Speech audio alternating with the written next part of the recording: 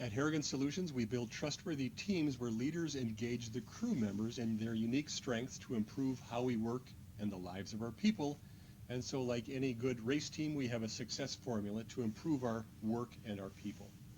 So in this case, today we're going to be talking about the spotter card, and it follows the normal format of the success formula, which is we're always going to want to get the facts, we're going to want to weigh and decide, we're going to want to road test the idea, and we're going to check our results and agree on what to do later.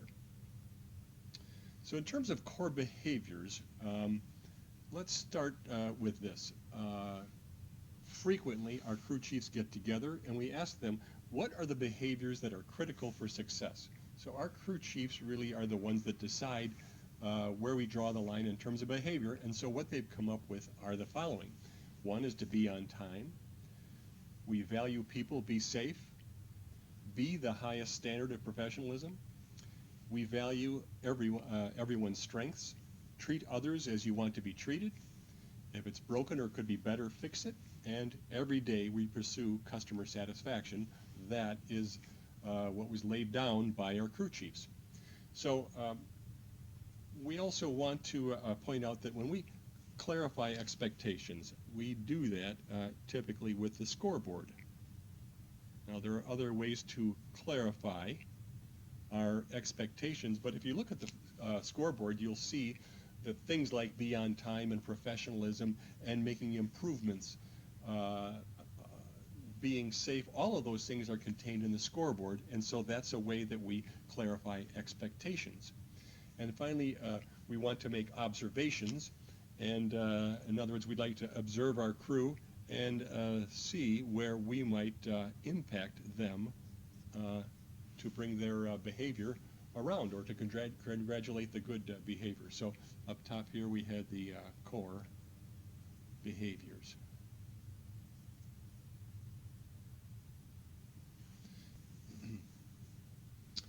So why don't we take a look at the behavior of one of our people, and let's say that person is Bob.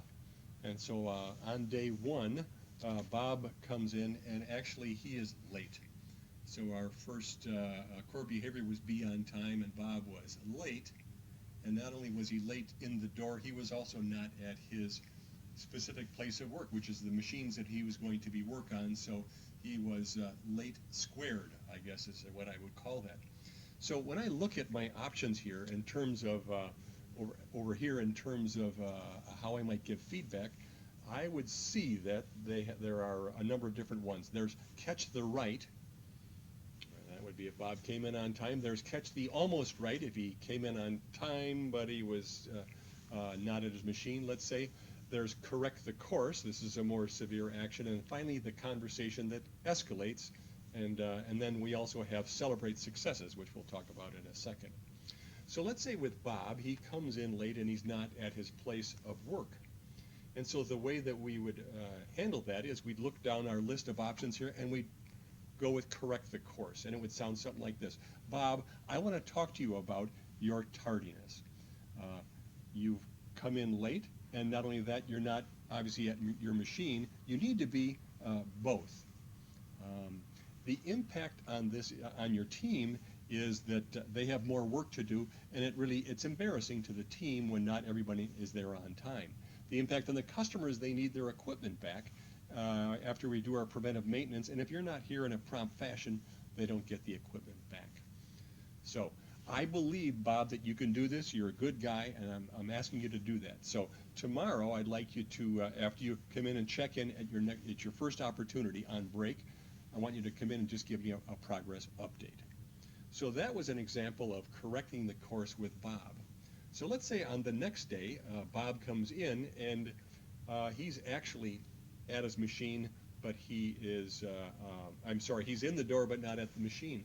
That would fall in the category of catching the almost right. So we'll just say that he is late and not squared, but just late. So catching the almost right would sound like this. Bob, glad to see you. You came in on time, but you weren't at your machine. You're almost there. So what we really need you to do is both be on time, but also be at your machine at 8 o'clock. So I know you can do this. Please put in the effort to do that. That was catch the almost right. So let's see now. Let's say that Bob comes in on the third day and he is late, and he's late in both situations. So this takes us to the conversation that escalates. This is the third time through. So this is what this sounds like. Bob, we've talked about this before. You continue to come in late and not be at your machine. So this is your last chance to fix this. If you don't fix it this time, we will part ways. Do you understand? So that's the conversation that escalates. And by the way, the last one is to celebrate successes every day. That's a really important thing to do, and we'll talk about that again in a second. So let's say on the fourth day, Bob is on time. The message perhaps has gotten through, and Bob's on time, and we want to catch the right, which is a very powerful thing to do. That would sound like, Bob, glad to see you. You're on time. You're at the machine. It makes me feel awesome, excited that you're on board helping us in a timely fashion. It shows you care about your team, and so keep up the good work. That would be catch the right. So let's talk about the celebrate successes. The reason we do that is that when we or talk about and celebrate successes with people, it really encourages them, and it's proof to them that they too can do that. They would say, gee, if so-and-so did this, I'm sure I could do that as well. And that's why we have to go out of our way to be certain to celebrate successes, both personally and professionally, on the team. So the last column is check results and agree. I guess I've kind of moved into that back and forth in our examples here. But so this is how we do a spotter card.